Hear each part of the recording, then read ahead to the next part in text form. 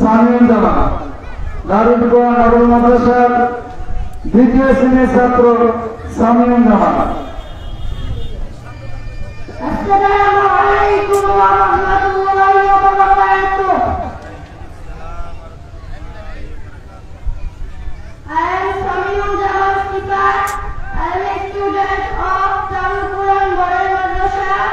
I read in class 2. I will translate my class in front of you in English. I seek refuge in Allah from the outcast Shaitan. In the name of Allah, most gracious, most merciful. Say He is Allah the One. Allah is eternal and absolute. None is born of Him, nor was He born, and there is none like Him. Assalamu alaikum wa rahmatullah. বাংলায় অনুবাদ করে শোনাবেন নুরানি বিভাগের তৃতীয় শ্রেণীর ছাত্র Al-Amin. Assalamu alaikum wa rahmatullahi wa barakatuh. আমি মোহাম্মদ আল-আমিন ইসলাম। আমি দারুল কোরআন মডেল মাদ্রাসার তৃতীয় শ্রেণীর একজন ছাত্র। আমি আপনাদের সামনে সূরা ইখলাস বাংলায় অনুবাদ করে শোনাবো ইনশাআল্লাহ। বিকল্প শয়তানের নিমন্ত্রণ হতে আল্লাহর নিকট আশ্রয় চাচ্ছি। পরম করুণাময় অসীম দয়ালু আল্লাহর নামে শুরু করছি। বলো তিনি আল্লাহ দ্বিতীয়, আল্লাহ কারো মুখাপেক্ষী নন, সকলের তার মুখাপেক্ষী। তিনি কাউকে জন্ম দেননি, তাকেও জন্ম দেওয়া হয়নি, আর তার কোনো সমকক্ষ নেই। আসসালামু আলাইকুম ওয়া রাহমাতুল্লাহি ওয়া বারাকাতুহু। আমাদের অনেকদিন পর বই নিয়ে আসছে আব্দুল মালিক এবং আমার ওস্তাদ রংপুর আজমে আশরাফিয়া মাদ্রাসার সম্মানিত সুযোগ্য ওস্তাদ মাওলানা মাহবুবুর রহমান হুজুরকে স্টেজে আসার জন্য বিনীত আহ্বান করছি। মাশাআল্লাহ, আমরা এতক্ষণ পর্যন্ত প্রোগ্রাম শেষে কি আসতে পারেন লাইব্রেরিতে? আমাদের প্রোগ্রাম আছে মানে কারণগুলো দেখে দিয়েছে। কারণগুলো জি আপনারা কারণগুলো নিয়ে ভেতরে ঢোকেন। আপনারা দেখতে পাচ্ছেন যে এই মডেল মাদ্রাসার বালিকা শাখা আগামীতে 25 সাল থেকে আমাদের হবে তৃতীয় শাখায় নির্মাণ কাজ চলছে।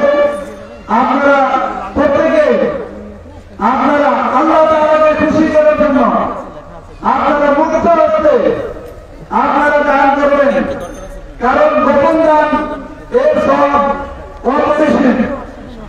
কেননা কালকে যদি আরো দিন আরো ছায়ায় সব ব্যক্তির ইসলাম তার মধ্যে যে গোপন দান করবে সে ব্যক্তিও অতএব কাজগুলো ছেড়ে দেওয়া হচ্ছে।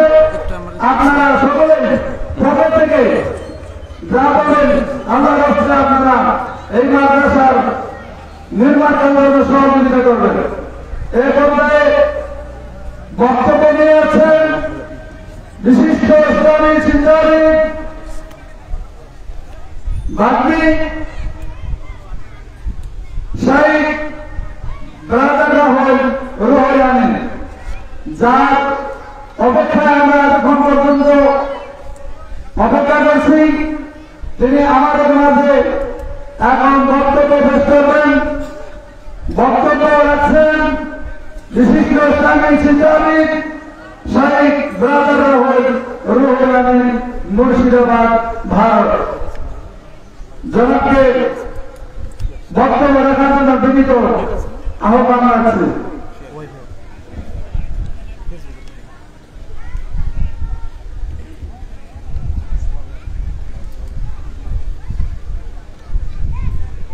আসসালামু আলাইকুম ওয়া রাহমাতুল্লাহি ওয়া বারাকাতুহু।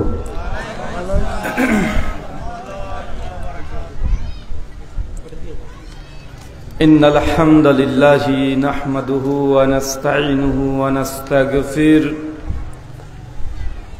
ওয়া নাউযু বিল্লাহি মিন শুরুরি আনফুসিনা ওয়া মিন সাইয়্যাতি আমালিনা। من يهده الله فلا مضل له ومن يضلل فلا هادي له وأشهد أن لا إله إلا الله وحده لا شريك له وأشهد أن محمدا عبده ورسوله أما بعد فإن خير الحديث كتاب الله وخير الحدي حدي محمد صلى الله عليه وسلم وشر الأمور محدثاتها وكل محدثة بدعة وكل بدعة ضلالة وكل ضلالة في النار أعوذ بالله السميع العليم من الشيطان الرجيم من همزه ونفخه ونفسه يا أيها الناس اتقوا ربكم الذي خلقكم من نفس رقيبا يا أيها الذين آمنوا اتقوا الله حق تقاته ولا تموتن إلا وأنتم مسلمون يا أيها الذين آمنوا اتقوا الله وقولوا قولا سديدا يصلح لكم أعمالكم يغفر لكم ذنوبكم ومن يطع الله ورسوله فقد فاز فوزا عظيما قال رب اشرح لي صدري ويسر لي أمري واحلل عقدة من لساني يفقهوا قولي ربي زدني علما وزدني فهما اللهم إني أسألك علما نافعا ورزقا طيبا وعملا متقبلا সমস্ত প্রশংসা সেই মহান সত্তা আল্লাহ সুবহানাহু ওয়া তাআলার জন্য, যিনি আমাদের সৃষ্টি করেছেন। শুধু সৃষ্টি করেননি, এই পৃথিবীতে সহস্র কোটি মাখলুকাত সৃষ্টি করার পরেও যিনি আমাদের এই মানব জাতিকে সর্বশ্রেষ্ঠ জাতি, সর্বশ্রেষ্ঠ মাখলুকাত এবং সর্বশ্রেষ্ঠ নবী মুহাম্মদে আরবি সাল্লাল্লাহু আলাইহি ওয়াসাল্লামের উম্মত হিসেবে প্রেরণ করেছেন, সেই মহান সত্তা আল্লাহ সুবহানাহু ওয়া তাআলার সংক্ষিপ্ত শুকরিয়া সুজুদ আদায় করি। তার নিজের শেখানো ভাষা দিয়ে সকলে এক বাক্যে বলি আলহামদুলিল্লাহ। দারুল কুরআন মডেল মাদ্রাসার উন্নতিকল্প এবং পরিচালনায় আজ তৃতীয় আজিমুশান ইসলামী মহাসম্মেলন 29 নভেম্বর 2024 জুমাবার। আজকের এই আলোচনা সভাটিকে সফল করার জন্য যারা সার্বিক দিক থেকে এবং হাদিসে মুবারাকা থেকে অনেক গুরুত্বপূর্ণ আলোচনা আপনাদের সামনে পেশ করেছেন, আজকের এই আলোচনা সভার অন্তিম লগ্নে আপনাদের সামনে উপস্থিত হয়েছি। বর্তমান প্রেক্ষাপটকে সামনে রেখে কোরআন সুন্নাহর আলোকে কিছু কথা, আদেশ, উপদেশ এবং নির্দেশের উদ্দেশ্যে আজকে যে বিষয়ে গুরুত্বপূর্ণ আলোচনা হবে, আলোচ্য বিষয় বর্তমান বাংলাদেশ এবং আমাদের করণীয়। কি বললাম বলেন তো?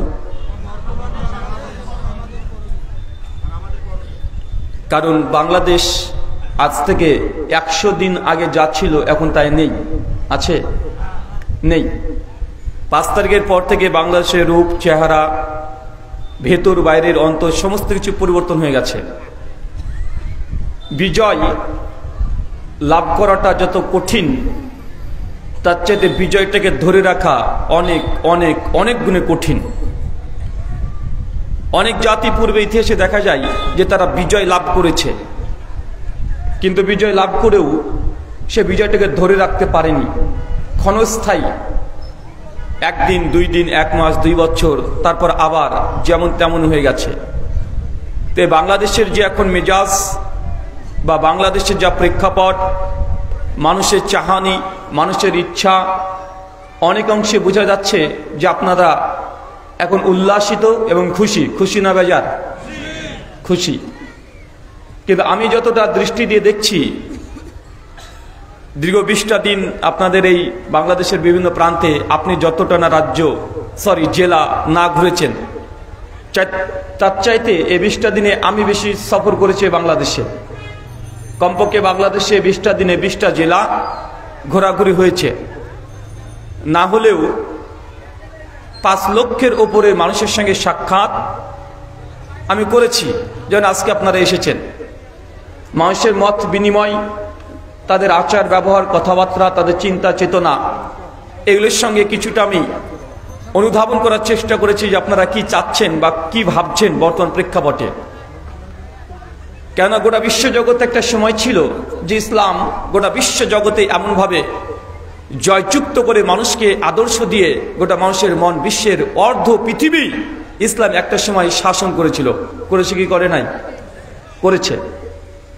ভারতবর্ষ, ইন্ডিয়া ইতিহাস ঘাটলে দেখা যায় যখন বাংলাদেশ বিভক্তি হয় নাই, পাকিস্তান ও ভারতের সঙ্গে ছিল প্রায় 800 বছর আমরা মুসলমান।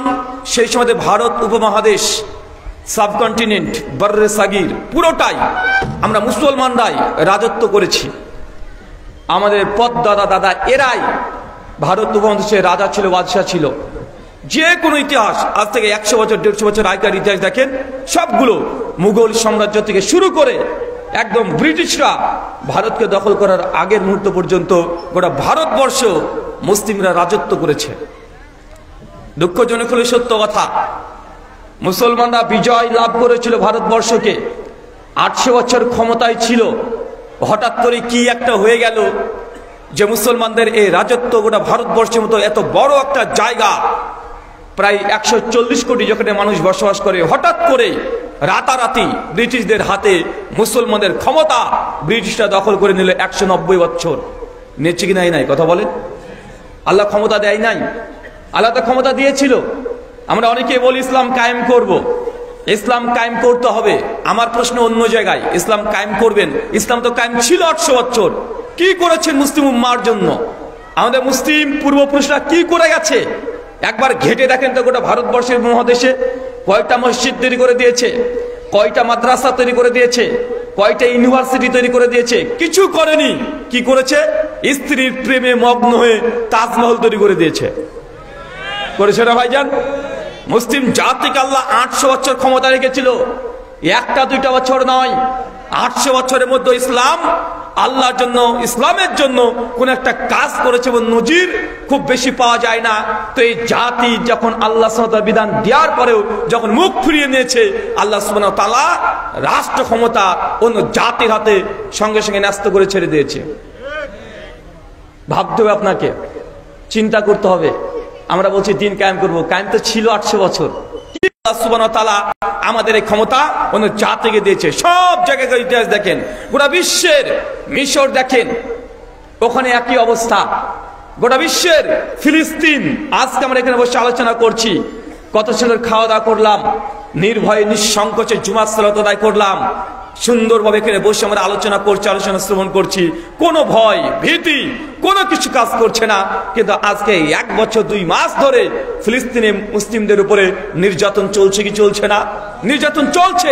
আমরা যেখানে এখন সুন্দর করে খাওয়া দাওয়া করলাম, ওরা এক মুঠো খাবার তো দূরের কথা, সব সময় ভীত সন্ত্রস্ত, রক্ত দেখছে ছেলে মেয়েদের, সব সময় রক্ত নিয়ে তারা ব্যস্ত আছে। এই যে ফিলিস্তিনের অবস্থা, অথচ ফিলিস্তিন গোটাটাই মুসলমানদের সম্পত্তি ছিল। ওমর ইবনুল খাত্তাব সেই সময় ফিলিস্তিনকে বিজয় লাভ করেছিল, করেছে না?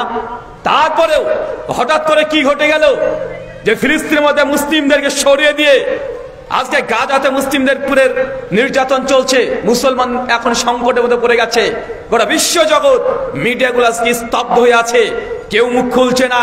তারা মনে করছে যে না, মুসলমানরাই জঙ্গি, মুসলমানদের সন্ত্রাসী, অথচ ফিলিস্তিনের ভূখণ্ড গোটাটাই মুসলিমদের। কি মুসলিমদের নয়? মুসলিমদের। কি ঘটে গেল? পয়েন্ট বের করতে হবে, কোন ত্রুটি, কি কারণে আমাদের রাজত্ব চলে যাচ্ছে গোটা বিশ্ব জগতের হাত থেকে, কারণটাকে আপনাকে বের করতে হবে। আপনি আরো দেখেন, বিভিন্ন দেশ যতগুলো আছে সব জায়গাতে একই অবস্থা। সব জায়গাতে স্পেন, ওইখানে 700 বছর মুসলমান ক্ষমতায় ছিল, আজকে স্পেনের মুসলমানকে আপনি হাতে গোনা পাবেন না। যদি আপনি স্পেনে যদি মুসলিম নাম যদি বলেন, আপনাকে হয়তো ভিসাই দেবে না। অনেকগুলো কারণ আছে। অথচ 700 বছর মুসলমানের রাজত্ব করেছে। কি ঘটে যাচ্ছে গোটা বিশ্ব জগতে, এটা আপনাকে জানতে হবে। আল্লাহ সুবহানাহু ওয়া তাআলা আমাদেরকে ধৈর্য ধারণ করে এই কথাগুলো শ্রবণ করার তৌফিক দান করো। সকলে পড়ি আমিন। কি সমস্যা এখানে? কি ব্যাপারে ভাই? মানুষ না পায়জামা রে? হ্যাঁ, এখনই দেখেন মুসলিম জাতি এর চেয়ে অবস্থা। এখানে আলোচনা চলছে, মানে সামান্য পরিমাণে বিবেকবোধ কাজ করছে না। মানে সামান্যতম একটু বিবেকবোধ দেখাবে, সেটাও কাজ করছে না। আল্লাহ সুবহানাহু ওয়া তাআলা বুঝার তৌফিক দান করে সকলে বলি আমিন। সম্মানিত শুধু আপনাকে বর্তমান প্রেক্ষাপটে সামান্য কিছু কথা আপনার সঙ্গে শেয়ার করলাম। অনেকগুলো আলোচনা হয়ে গেছে, অনেক কিছু আপনারা জানেন। মুসলমানরা জানে না শরীয়তের ব্যাপারে, এরকম জিনিস খুব কমই আছে। কে জানে না? এতজন মানুষ সেখানে সমাগম হয়েছেন। এক কথা কতদিন কতবার একই কথা বলতে ভালো লাগে। আমি মনে করি ইসলামের এমন কোন বিধান নেই যেখানে নারী পুরুষ যারা এসেছে কেউ জানে না। কে জানে না যে মান তারাকা সালাতা মুতাম্মাদান ফাকাদ কাফারা, যে ব্যক্তি ইচ্ছাকৃত নামাজকে ত্যাগ করে দিবে সে কাফের হয়ে যাবে। ভাই এই হাদিস জানা আছেন আপনার?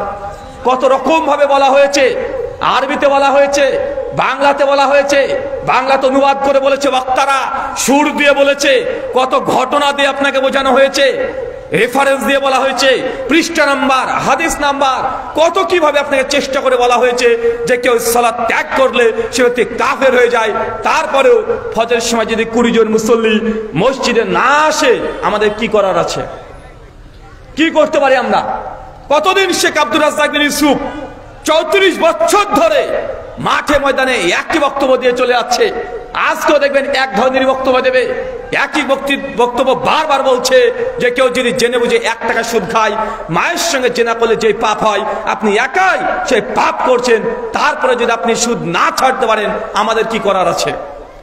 আমাদের কি করার আছে? গোটা মুসলিম উম্মাহকে সতর্ক করে দেওয়া হচ্ছে। মুসলিম জাতির উপরে বিপর্যয় নেমে আসার কারণ 3টে। বারবার আপনাকে বলা হচ্ছে যে অশ্লীলতা বেহায়াপনা ছড়িয়ে পড়া এর যে বিপর্যয় নেমে আসার কারণ।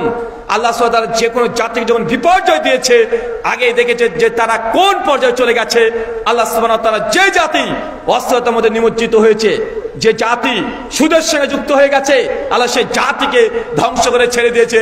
এত চোখে আঙুল দিয়ে দেখানোর পরেও মুসলিম জাতি যদি সাবধান সতর্ক না হয়, আমাদের জুমার খুতবা মাতৃভাষায় হওয়ার কারণে অন্যান্য সমাজের মানুষ যতটা না জানে, তার চাইতে আপনারা 10 গুণ একজন সাধারণ মানুষ হলেও সে বেশি জানে কি জানে না? জানে। তাই আপনি জানেন না এমন কিছু নয়, কিন্তু বর্তমান প্রেক্ষাপটকে নিয়ে আপনাকে আলোচনা করে দেখাবো আমাদের পরিস্থিতি কি, আমাদের করণীয় কি। এই দুটো জিনিস না জানলে বিজয় হাতছাড়া হয়ে যাবে। আল্লাহ সুবহানাহু ওয়া তাআলা বলছেন কোরআনুল কারীম, সূরা নূর সূরা নম্বর 24 আয়াত নম্বর 63, আল্লাযীনা ইউখালিফুনা আন আমরিহি আন তুসিবাহুম ফিতনা আন ইউসিবাহুম আযাবুন আলীম। বাংলা মানে আল্লাযীনা ইউখালিফুনা আন আমরিহি, যারা আমার নবীর আদেশকে লঙ্ঘন করেছে, আমার নবী যা আদেশ করেছে নবীর বিরুদ্ধে আচরণ করেছে, আবার নবী যে কথা বলেছে যারা মুখ ফিরিয়ে নিয়েছে। আল্লাহ বলছেন আল্লাযীনা ইউখালিফুনা আন আমরি, যারা আদেশকে লঙ্ঘন করেছে আমার নবীর, আন তুসিবাহুম ফিতনা, আমি আল্লাহ সেই জাতির উপরে ফিতনা দিয়ে জর্জরিত করে দেব। এটা আল্লাহর কথা। কার কথা? এটা আমার ব্যাখ্যা নয়। আল্লাহ বলছেন যেই আমার নবীর আদেশকে লঙ্ঘন করবে, আমার নবী যেই দিকে তোমাদেরকে ডাকবে, কেউ যদি মুখ ফিরিয়ে নেয়, আমি আল্লাহ তাদেরকে আসমান থেকে গজব দিয়ে একদম ফিতনা দিয়ে জর্জরিত করে দেব। গোটা বিশ্ব জগতে মুসলিম জাতি আজকে নির্যাতিত, নিষ্পেষিত, লাঞ্ছিত, বঞ্চিত, পদদলিত। একটাই কারণ, আল্লাহ বলে দিয়েছে। আপনার হৃদয়ে কতটা যাচ্ছে আমি বুঝতে পারছি না, তবে আল্লাহর বিধান, এই সৃষ্টি জগৎ আল্লাহ রচনা করেছে, তিনিই বলে দিচ্ছে যখন মুসলিম উম্মাহ নবীর বিরুদ্ধে আচরণ করবে, তুসিবাহুম ফিতনা, আমি সেই জাতির উপরে ফিতনা দিয়ে জর্জরিত করে দেব। আপনি ফিতনার মধ্যে নেই? কি মনে করছেন ফিতনা নেই? ফিতনাতে আপনি আছেন। আর আল্লাহ এই কথাই বলছেন যে আমি সেই জাতিকে ফিতনা দিয়ে আমি জর্জরিত করে দেব। পূর্বের জাতির দিকে একবার তাকিয়ে দেখেন। নবী মুসা আলাইহিস সালামের সঙ্গে যখন ফিরআউনের সম্পর্ক, মুসা আলাইহিস সালাম যে ঘরে মানুষ হয়েছে, ফিরআউনের ঘরে, তারপরে যখন ফিরআউন তার সঙ্গপাঙ্গ ইহুদি জাতি মুসা আসলাম যখন তাকে ডেকেছে, তাদেরকে ডেকেছে, আসে নাই। আল্লাহ সুবহানাহু ওয়া তাআলা সমুদ্রে একদম তলদেশে আল্লাহ দিয়ে ধ্বংস করে দিয়েছে কি দেয় নাই? দিয়েছে। যতগুলো আদ জাতি, শামুক জাতি নবীর আহ্বান করেছে, আসো, মানুষ আসে নাই। কোরআনুল কারীম সূরা বাকারা সূরা নম্বর 2 আয়াত নম্বর 170, সূরা মাইদা সূরা নম্বর 5 আয়াত নম্বর 4, সূরা যুখরুফ আয়াত নম্বর 23 এবং 24 বিভিন্ন জায়গায় আল্লাহ কোরআন মাজিদে একটা কথা বলছে। কি বলছে? ওয়া ইযা কিলা লাহুম তাআলাউ মা আনজালাল্লাহ ওয়া ইলা রাসূল ক্বালু হাসবুনা মা আজাবনা আলাইহি আবাআনা আওয়ালাউ কানা আবাহুম লা ইয়ালামুনা শাইয়া ওয়ালা ইয়াহতাদুন। আল্লাহ বলছেন ওয়া ইযা কিলা লাহুম, হে নবী আপনি যখন মানুষকে আহ্বান করবেন, ডাকবেন, তাআলাউ মা আনজালা, এইদিকে আসো, এইদিকে আসো, আনজালাল্লাহ, যা কিছু আল্লাহ অবতীর্ণ করছে মানে আল কোরআন, ওয়া ইলার রাসূল, এবং রাসূল যে আদর্শ দিয়েছে সেদিকে আসো। এক শ্রেণীর মানুষ তখন বলে উঠবে, তোমাকে দেখবে, কলু, তারা বলবে, হাসবুনা, আরে আমাদের জন্য তো যথেষ্ট, মা আযাবনা আলাইহি আবাআনা, আমরা তো ওই পথে চলবো যে পথে আমাদের বাপ দাদাকে পেয়েছি। বলেন তো এমন মানুষ এখন বাংলাদেশে আছে না নাই? যখনই বলবেন যে কোরআনের দিকে এসো, নবী যে সুন্নাহ দিয়েছে, নবী যে আদিষ্ট করেছে সেই দিকে আসো, সমাজের এক শ্রেণী মানুষ আজকের দিনেও বলবে, আরে আমরা তো ওই পথেই, আমরা তো ওটা পেয়ে খুশি হয়ে গেছি, আমরা তো ওটাই আমাদের জন্য যথেষ্ট, যেই পথে আমাদের বাপ দাদাকে পেয়েছি।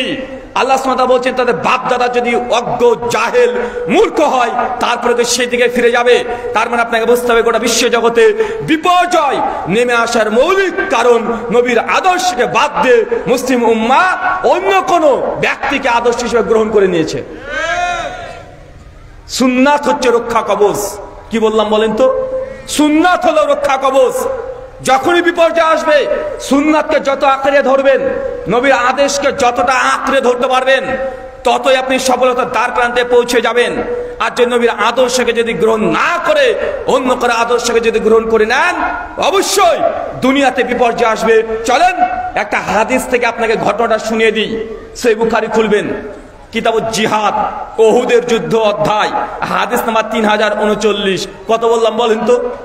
3039। মনে রাখেন, বাই থেকে হাদিসটা পড়বেন, লম্বা হাদিস, অত বৃহৎ করে বলা যাবে না। তারপর আপনাকে সংক্ষিপ্ত রূপে আজকে বর্তমান বাংলাদেশের প্রেক্ষাপটকে সামনে রেখে আপনাকে এই কথাটা বলতে চাই। এই হাদিসের সঙ্গে বাংলাদেশের প্রেক্ষাপট আজকে সেম টু সেম আমার মনে হচ্ছে মিলে যাচ্ছে। সে বুখারী 3039 বৃহৎ করে এসেছে, আরো বিভিন্ন ত্রুপ হাদিসে জমা আছে। গল্পের আকারে আপনাকে বলি, আল্লাহ নবী ঘুমিয়ে আছেন একদিন, ওহুদের কয়েকটা দিন আগে, ওহুদের যুদ্ধের। আল্লাহ নবী স্বপ্ন দেখছেন, স্বপ্নে দেখছেন যে নবীর সাহাবীরা একদম রক্তাক্ত অবস্থায় ওহুদের প্রান্তে পড়ে আছে। আল্লাহ নবী ঘুম থেকে উঠে তিনি বুঝতে পারলেন সামনে আমাদের যে ওহুদের যুদ্ধ হবে, এই যুদ্ধে মুসলমানরা ক্ষতিগ্রস্ত হয়ে যাবে, আমার সাহাবীরা মৃত্যুবরণ করবে। কারণ নবীদের স্বপ্ন ওহী কি ওহী নাই? ওহী। আল্লাহ নবী সঙ্গে সঙ্গে ঘুম থেকে উঠে সাহাবীদের কিনা পরামর্শ করছেন যে সাহাবী, আজকে আমরা এই স্বপ্ন দেখেছি, আমি তোমাদের মন্তব্য জানতে চাই। সমস্ত সাহাবীরা বলছে, আল্লাহর নবী, যেহেতু আল্লাহ জিহাদকে ফরজ করে দিয়েছে, জিহাদের আয়াত যখন অবতীর্ণ হয়ে গেছে, তাই আমাদের যতই আমাদের রক্ত লাগে কোনো সমস্যা নেই, আমরা ওহুদের প্রান্তে যাবই যাব। সাহাবীদের জজবা দেখে আল্লাহর নবী আলাইহিস সালাম বললেন, ঠিক আছে, কোনো সমস্যা নেই, তবে আমাদের কিছু বুদ্ধি নিয়ে এর কাজটাকে করতে হবে। কেননা বদরের যুদ্ধে মুসলমানরা জিতে গেছে, আর কাফেররা সেই সময় থেকে একটা খুঁজছিল কিভাবে মুসলমানদেরকে তার প্রতিশোধ বদলা নেওয়া যায়। আল্লাহ নবী আলাইহিস সালাম বুদ্ধিভিত্তিক ভাবে তিনি সাজাচ্ছেন, ওহুদের প্রান্তে চলে গেছেন। আর যারা ওহুদের প্রান্ত দেখেছেন ভালো করে দেখবেন, ওহুদের প্রান্তের একটা গেট ঢুকতে পারবেন আর আরেকটা গেট দিয়ে বেরোতে পারবেন, মাত্র দুটোই গেট আছে। বর্তমান তো সৌদি আরব এখন বিভিন্নভাবে সজ্জিত হয়ে গেছে, এখন এই সিন দেখতে পাবে না, কিন্তু আগে ওদের একটা রাস্তা ঢোকা আর একটা বের হওয়ার রাস্তা, মাত্র দুটোই রাস্তা ছিল। আল্লাহ নবী বুঝতে পারলেন যে আমাদেরকে এখানে কিছু চাল চালতে হবে, নচেত আমার সাহাবীরা আহত হয়ে যাবে, মৃত্যুবরণ করবে। আল্লাহ নবীর সঙ্গে সঙ্গে একজন সাহাবী, বিখ্যাত সাহাবী আব্দুল্লাহ বিন জুবায়ের রাদিয়াল্লাহু তাআলা আনহুকে বললেন, তোমার সঙ্গে 50 জন সাহাবী দিচ্ছি, যাদের প্রত্যেকের হাতে তীর থাকবে, যারা তীরন্দাজ সাহাবী, তারা তীর চালাতে পটু। তীর বুঝতে পারছেন? এখনকার মতো কি কামান হবে, বন্দুক হবে, গোলা বারুদ হবে না, সেই সব তীর যুদ্ধের একমাত্র অস্ত্র। আল্লাহ নবী 50 জন সাহাবীকে দিয়ে আব্দুল্লাহ বিন জুবায়ের এই সাহাবীর সঙ্গে দিয়ে দিলেন। আর সঙ্গে সঙ্গে তাদেরকে বললেন, খবরদার শুনে রেখো, আমি নবী যতক্ষণ তোমাদেরকে আদেশ না করব ততক্ষণ কেউ এর নিচে নামবে না। আল্লাহ নবী বললেন, ওই যে উহুদের যে পাহাড় আছে, পাহাড়ের চূড়ায় একদম উঁচু জায়গাতে 50 জন গোল হয়ে ঘিরে দাঁড়িয়ে থাকবে। যখন এর কাফেররা যুদ্ধ শুরু করে দেবে, উপর থেকে তারা তীর নিক্ষেপ করবে, আর আমি যতক্ষণ না পর্যন্ত তোমাদেরকে নিচে আহ্বান করছি, না ডাকছি, ততক্ষণ পর্যন্ত নিচে কেউ যেন নামবে না। আল্লাহ নবী এ কথা বলছে, যদি আমরা যুদ্ধে জিতে যাই, দেখছো বিজয় লাভ করেছে মুসলমান, তারপরে কেউ নিচে নামবে না। অথবা যদি দেখো যে মুসলমানরা মৃত্যুবরণ করছে, তোমাদের ভাইয়েরা মৃত্যুবরণ করছে, আমাকে হত্যা করা হচ্ছে, তারপরে যতক্ষণ নামে আদেশ করব ততক্ষণ পাহাড়ের চূড়া থেকে কেউ নামবে না। আল্লাহ নবী এই কথা বলে 50 জন সাহাবী সহ আব্দুল্লাহ বিন জুবায়েরকে পাহাড়ের চূড়ায় তুলে দিলেন। তারা উপরে চলে গেল, 50 জন সাহাবী গোল হয়ে তারা তীর ধরে অপেক্ষা করছে। বিভিন্ন ঘটনা আছে, ওদের মর্মান্তিক ঘটনা আছে, সবগুলোকে টাচ করা যাবে না। জাস্ট আজকে বর্তমান প্রেক্ষাপটকে সামনে রেখে আপনাদের জন্য উদ্দেশ্যেই এই কথা যখন বললেন, সমস্ত সাহাবীরা বিক্ষিপ্তভাবে গোটা মাঠকে দখল করে নিয়েছে। কিছুক্ষণ পর খালিদ বিন ওয়ালিদ, নাম চিনতে পারছেন? এখনো মুসলমান হয়নি, কাফেরদের সর্দার হয়ে যুদ্ধের নেতৃত্ব দেওয়ার জন্য খালিদ বিন ওয়ালিদ হাজার হাজার কাফের মুশরিককে সঙ্গে নিয়ে উহুদের প্রান্তে চলে আসছে। হুবলের জয় হোক, হুবলের জয় হোক করে তারা মাঠের মধ্যে প্রবেশ করছে। মাঠের মধ্যে প্রবেশ করার সঙ্গে সঙ্গে তারা পতাকা উত্তোলন করে দিয়েছে।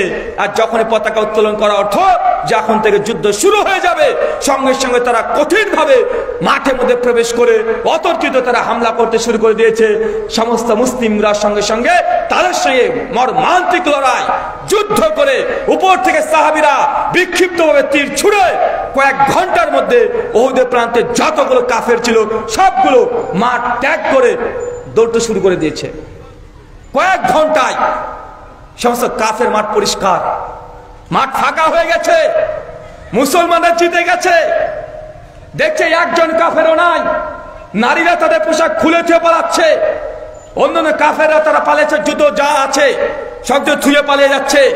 মুসলমানরা দেখছে আমরা বিজয় লাভ করেছি, তারা উল্লাসিত, তারা আনন্দিত, তাকবীরের ধ্বনি দিচ্ছে, মনে মধ্যে হাসির ঝলক চলে এসেছে যে আমরা স্বপ্ন দেখেছিলাম আল্লাহর নবী যে আমরা যুদ্ধে হেরে যাব, কিন্তু আলহামদুলিল্লাহ আল্লাহ আমাদেরকে বিজয় দান করেছে, আমরা জিতে গেছি। উল্লাসিত হচ্ছে, যেন আজকে বাংলাদেশের মানুষ হচ্ছেন। আপনারা উল্লাসিত না, খুশি না? তাকবীরের ধ্বনি উঠছে না? মনে হচ্ছে আপনারা বিজয় লাভ করে ফেলেছেন। জেনে রাখেন, বিজয়ের কিছুই এখনো করতে পারেন নাই, এখনো বিজয়ের কিছুই হয় নাই। কি হয়েছে? বাংলাদেশে কি ইসলামী রাষ্ট্র কায়েম হয়ে গেছে? হয় নাই। বিজয়ের কেবলমাত্র 50% হয়েছে, এক ঝটকাতে 50% হয়েছে। এখন ঘুমিয়ে থাকার সময় না, আর একটা ঝটকা দিয়ে ইনশাআল্লাহ বাংলাদেশে পরিপূর্ণ ইসলামের কালেমার পতাকা উড্ডীন করতে হবে। এটা কাজ যুবকদেরকে করতে হবে, এই কাজ যুবকরাই পারবে। এখন যদি আপনারা মনে করেন যে আমরা বিজয় লাভ করে ফেলেছি, কিছুই হয় নাই, মাত্র 50% কাজ হয়েছে, এখনো 50% বাকি আছে। তাই এখন বিজয়ের স্বাদ গ্রহণ করার চেষ্টা করেন না, এখনই উদাসীন হয়ে যায় না, এখনই উল্লাসিত হওয়ার কিছু নেই। এখনো 50% কাজ বাকি আছে। যেই গতিতে ছিল ওই গতি এখনো ধরে রাখতে হবে, নচেত কিভাবে এই বিজয় ছিনিয়ে আর একজনের কাছে চলে যাবে বুঝতেই পারবেন না। তখন আপনারা সকলে আবার বলতে পারেন যে আগেরটা যেমন ছিল ওটাই ভালো ছিল। এই কথা যেন যুবকদেরকে শুনতে না হয়। এখনো শেষ হয় নাই কাজ। সেই সময় 5 তারিখ, ঐতিহাসিক তারিখ, আমি মালয়েশিয়ায় ছিলাম, ডক্টর জাকির নায়েকের সঙ্গে একটা মিটিং অ্যাটেন্ড করেছিলাম। 2 তারিখ, 3 তারিখ বাংলাদেশের বিখ্যাত আলোচক শেখ মিজানুর রহমান আজহারি হাফেজাহুল্লাহ, তার সঙ্গে কিছু সলা পরামর্শ করছিলাম। আর গোটা বিশ্বের মিডিয়াগুলোর চোখ ছিল বাংলাদেশে। কোথায়? বাংলাদেশ। কি ঘটবে মানুষ ভাবছে কিছু একটা ঘটবে, কিন্তু কি ঘটবে কারো জানা নাই। প্রতিদিন নিউজ দেখবে। সেই সময় ভাবলাম যে কি ব্যাপার, বাংলাদেশের যুবকরা হঠাৎ করে মাঠ দখল করে ফেলছে। ঘুমিয়েছিলেন? মানুষ একদম চাতক পাখির মতো তাকিয়ে আছে, কি ঘটতে পারে, কি ঘটবে। তো আমি ভাবছিলাম যে কি ব্যাপার, এত দ্রুত যুবকদের আবেগ কোথা থেকে আসলো? কে পেছন থেকে ইন্ধন দিচ্ছে, কে তাদেরকে কাটিয়ে দিচ্ছে? মাঠে তো এরা নামতে চায় না। আরে এরা তো পাবজি খেলতে ব্যস্ত থাকে, এরা তো গার্লফ্রেন্ডের পেছনে ব্যস্ত থাকে, সারা রাত তারা মেসেঞ্জারে চ্যাট করতে ব্যস্ত থাকে। এদের কি হয়ে গেল যে রাতারাতি রাষ্ট্রকে চালানোর দায়িত্ব নেওয়ার জন্য মাঠে তারা বেরিয়ে পড়েছে? অবাক। তো অনেকগুলো কারণ দেখলাম। আমার মনে হয় অনেকগুলো কারণের মধ্যে এটা অনেক একটা বড় কারণ, যে কারণটা বলতে চলেছি। এখন যুবকরা যত অস্বীকার করুক, আমি জানি তারা অস্বীকার করবে, কিন্তু অনেকগুলো কারণের মধ্যে এটা একটা কারণ। একটা ভুল সিদ্ধান্ত ছিল। কি ভুল সিদ্ধান্ত জানেন? ওই যে 7 থেকে 10 দিন ইন্টারনেট বন্ধ করে দিয়েছিল, মনে পড়ছে না? 7 থেকে 10 দিন ইন্টারনেট বন্ধ ছিল। আরে ইন্টারনেট বন্ধ যুবকরা মেনে নিতে পারেনি। আরে 10 দিন ইন্টারনেট বন্ধ, আরে 5 ঘন্টা ইন্টারনেট ডাটা না থাকলে যুবকরা পাগল হয়ে যায়। আরে 10 দিন নেট বন্ধ, গার্লফ্রেন্ডের সঙ্গে 10 দিন সে কথা বলতে পারেনি, মাথা ঠিক থাকবে? কথা বলেন। 10 দিন ও পাবজি গেম খেলতে পারে নাই। আরে পাবজির যা নেশা, ও গুয়ের মধ্যে যে দাঁড়িয়ে থাকে তারপরে পাবজিতে ডানি মার বাই মার করে চিৎকার মারে। 10 দিন ধরে গেম খেলতে পারছে না। 10-15 দিন ধরে গার্লফ্রেন্ডের সঙ্গে যোগাযোগ নেই, ভিডিও কলে দেখতে পাচ্ছে না। মানে এগুলো নিয়ে ওদের ব্রেনের মধ্যে অ্যাটাক করেছে। আরে তোরা ক্ষমতায় কে থাকবি, কে থাকবি না তোদের ব্যাপার। আরে কত কোটি টাকা সুইস ব্যাংকে পাঠাবি তোদের ব্যাপার। তুই আমার ডাটা নেট কেন বন্ধ করবি? এই রাগ তাদের এখান থেকে হয়েছে। তারা দেশের খোঁজ রাখে না, কে ক্ষমতা আছে, কে গেল, কে আসলো, এ বুঝেও না। ডেট যখনই নেটটাকে বন্ধ করে দিয়েছে, ওই পার্সোনাল ব্যক্তিগত রাগ, ওই রাগ মেটানোর জন্য হয় আজকে নেট নিয়ে বাড়িতে আসবো, নচেত নিজস্ব হয়ে দেবো, চল ঢাকা। এটা কারণ ছিল। এটা আপনি যত এখন না করেন, এটাকে যুবকদেরকে মাঠের বাড়ির বাইরে বের করতে সবচেয়ে বেশি সহযোগিতা করেছে। তাই এ ভুল আধুনিক যুগে কেউ যেন না করে, নেট যেন বন্ধ কোনো সময় না হয়। নেট বন্ধ হলে যুবকরা বাড়িতে একটাও থাকবে না, সব রাস্তায় বেরিয়ে যাবে। আল্লাহ সুবহানাহু ওয়া তাআলা এই যুবকদেরকে তাদের টেন্ডেন্সি, চিন্তা, তাদের যে দাম্ভিকতা সব ঠিক আছে, শুধু একটু যদি ঘুরে যায়, ইনশাআল্লাহ এই বাংলাদেশের কালেমার পতাকা ইনশাআল্লাহ অচিরেই উড্ডীন হবে ইনশাআল্লাহ। আর এই বিজয় সম্পূর্ণ যুবক তরুণদের। আমার মতো হুজুরা কিছু করেনি। আজকে বড় বড় যারা কথা বলছে তারা কিছুই করেনি। কারা করেছে? যুবকরা, তরুণরা, তারাই করেছে। হ্যাঁ, আমরা পরে বলেছি, সব 5 তারিখের পরে 7 তারিখের পরে সব বাঘ হয়ে গেছে। যারা এর আগেই জিহাদকে ফরজ করে দিচ্ছিল আমেরিকা থেকে, ফেসবুকে, কম্পিউটারের মাধ্যমে, ছিল না ভাইজান? অনেক বক্তা ছিল আগে, তারা জিহাদকে ফরজ করছিল এই কম্পিউটার। 16 তারিখ থেকে 5 তারিখে একজনকে দেখা যায়নি। দেখা গিয়েছিল কারা করেছে? যুবকরা, তরুণরা। তাই তারা পারে, তারা মিসাইলের মতো চাইলে একটা রাষ্ট্রকে নিজেকে দিয়েই বিজয় লাভ করতে পারে। আল্লাহ সুবহানাহু ওয়া তাআলা তাদের হৃদয়টা তুমি ইসলামের দিকে মুখ করে দাও, সকলে পড়ি আমিন। ওই যে হাদিস, সাহাবীরা বিক্ষিপ্ত হয়ে গেছে, তারা উল্লাসিত, আনন্দিত। কাফেররা একদম উহুদের প্রান্ত ত্যাগ করে তারা অনেক দূর চলে গেছে। মুসলমানরা ব্যস্ত তখন গনিমতের মাল নিয়ে, চতুর্দিকে গনিমত কুলে বেড়াচ্ছে, গনিমত, আনন্দ, উল্লাসিত। ওপরে যে 50 জন সাহাবী আছে, তীরন্দাজ 50 জন সাহাবীদের মধ্যে অধিকাংশ বলছে যে আমরা তো জিতে গেছি, কাফেররা দেখো পালিয়ে বেড়াচ্ছে, কেউ নাই, আমাদের সব গনিমতে বন্টন হয়ে গেল, সবাই ভাগাভাগি করে নিচ্ছে, চলো আমরাও যাই। এই কথা বলছে, আর পাহাড় থেকে তারা নামার চেষ্টা করছে। ছুটে ছুটে নেমে চলে আসছে সাহাবীরা। ওই যে পাহাড়ের চূড়াতে ছিল, সঙ্গে সঙ্গে আব্দুল্লাহ বিন জুবাইর নেতা আমির তখন বলছে, খবরদার কেউ নিচে নামবে না, আল্লাহ নবী নিচে এখন আসতে বলে নাই, খবরদার কেউ যাবে না, নবী যতক্ষণ না আদেশ করছে ততক্ষণ কেউ যাবে না। চিৎকার মারছে।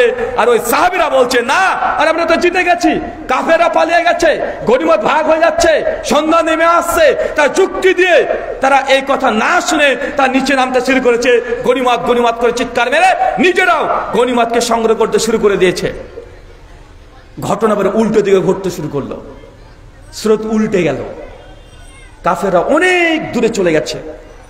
খালিদ বিন ওয়ালিদ দূর থেকে তাকিয়ে দেখছে যে পাহাড়ে 50 জন সাহাবীরা ছিল যাদের কারণে তারা এই যুদ্ধে হেরে গেছে। খালিদ বিন ওয়ালিদ কি জানেন? এমন একজন সাহাবী, উনি যে যুদ্ধে গিয়েছে সে যুদ্ধে জিতে এসেছে, বাড়িতে হারেনি। ও কাফেরদের পক্ষে হোক মুসলমানদের পক্ষে হোক, যে যুদ্ধে গিয়েছে সে যুদ্ধে বিজয়। খালিদ বিন ওয়ালিদ দূর থেকে দেখছে ওই মানুষগুলোর জন্যই, ওই তীরন্দাজ সাহাবীদের জন্যই আমরা আজকে পরাস্ত হয়ে মাঠ ত্যাগ করে ভয়ে পালিয়ে এসেছি। যেমন তাকিয়ে দেখছে যে 50 জন সাহাবীদের মধ্যে একদম বেশিরভাগ সবাই চলে গেছে, ফাঁকা হয়ে গেছে, মাত্র 5-7 জন দাঁড়িয়ে আছে তীর নিয়ে। খালিদ বিন ওয়ালিদ সঙ্গে সঙ্গে সেই সময়তে তাদের কাফের মুশরিকদেরকে নিয়ে বলে, এখানেই থামো, এখানেই থামো, আমরা আবার আক্রমণ করব, আবার যুদ্ধে যেতে হবে। তারা বলছে কিভাবে, আমরা তো হেরে গেছি। খালিদ বিন ওয়ালিদ বলছে, ওই দেখো পাহাড়ের চূড়াটা দেখো, যারা উঁচু থেকে আমাদেরকে তীর নিক্ষেপ করে আমাদেরকে ঝাঁঝরা করে দিয়েছে তারা একজন নয় মুসলমান। নিঃসন্দেহে তারা এখন গনিমতের মাল নিয়ে তারা ব্যস্ত হয়ে গেছে, তারা ওই গেটে চলে গেছে। চলো আমরা নতুন করে আবারও তাদের উপরে আক্রমণ করি। নতুন করে সজ্জায় সজ্জিত হয়ে খালিদ বিন ওয়ালিদ হাজার হাজার কাফের মুশরিককে নিয়ে একদম উল্টো দিক থেকে, ওই যে বলেছিলেন একদিকে ঢোকার জায়গা, একদিক দিয়ে বের হওয়ার জায়গা, মুসলমানরা গনিমতের মাল নেওয়ার জন্য প্রথম গেটে চলে গেছে, কেন ওই দিকে সমস্ত মাল ফেলতে কাফেররা পালিয়েছে, মুসলমান সবাই একদম ওই গেটে চলে গেছে। আর খালিদ বিন ওয়ালিদ সঙ্গে সঙ্গে পলিটিক্স করে উল্টো দিক থেকে তিনি চলে আসলেন হাজার হাজার কাফের মুশরিককে নিয়ে, সঙ্গে সঙ্গে পেছন দিক দিয়ে এসে অতর্কিত হামলা, এমন হামলা করেছে সেই সময়তে সেই যুদ্ধে ৭০ জন মুসলমান শহীদ হয়ে গেছে। চিন্তা করতে পারছেন? বিজয় হয়ে গেছিল, গনিমত কুড়াতে শুরু করে দিয়েছে, জয় হয়ে গেছে, কালিমার পতাকা উত্তোলন হয়ে গেছে। হঠাৎ করে কয়েক ঘন্টায় একদম উল্টো দিক থেকে এসে এমন ভাবে আক্রমণ, মর্মান্তিক, মুসলমানদেরকে হত্যা করে শেষ করে দিয়েছে। ৭০ জন সাহাবী শুধু মৃত্যুই বরণ করেছে, এত কত হাজার সাহাবী তারা আহত হয়েছে, তার হিসাব ঠিক মতো পাওয়া যায় না। এই যুদ্ধ এমন যুদ্ধ যে যুদ্ধে আমির হামজা রাদিয়াল্লাহু তাআলা আনহুর মতো একজন বিখ্যাত সাহাবী, নবীর চাচা, এই যুদ্ধে শহীদ হয়ে গেছে। এই যুদ্ধেই আল্লাহ নবীর দাঁত মুবারক এই যুদ্ধে শহীদ হয়েছে। জাবের বিন আব্দুল্লাহর পিতা এই যুদ্ধে মৃত্যুবরণ করেছে। মুসাইব রাদিয়াল্লাহু তাআলা আনহু এই যুদ্ধে শহীদ হয়েছে।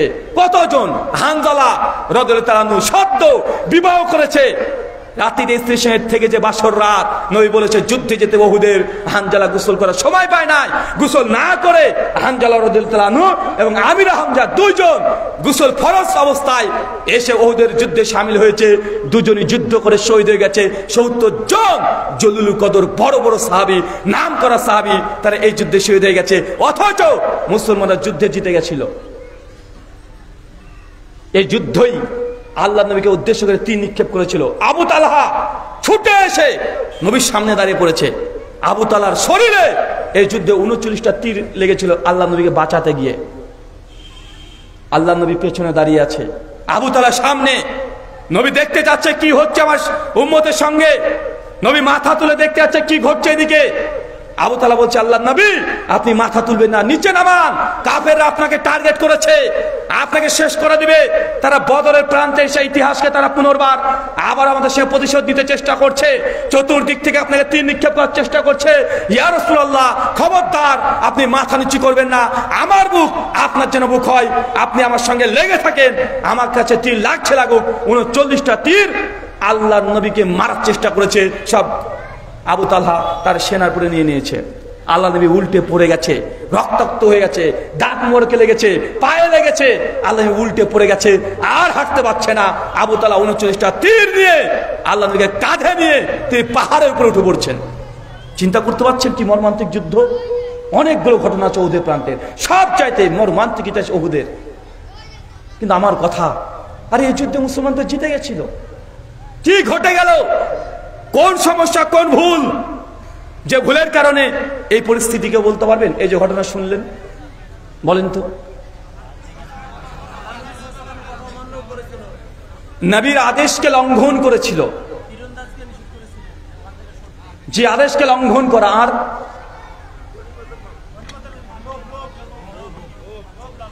মানুষের মধ্যে লোভ লালসা ঢুকে গেছিল।